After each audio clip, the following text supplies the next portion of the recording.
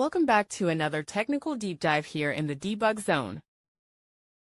Today we're tackling a big question and breaking it down with insights from other users. Hopefully this clears up some misconceptions and helps you get the answer you need. So buckle up, stay a little curious, and let's jump right in.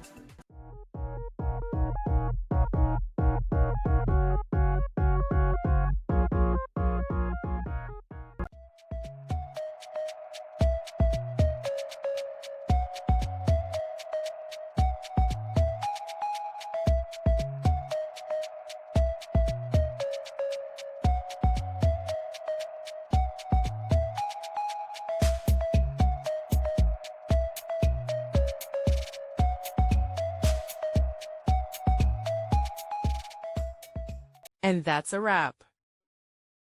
I hope you found the answer you were looking for. If you did, take a second to hit that subscribe button. It really helps out. And let me know in the comments which solution worked best for you. See you next time in the debug zone.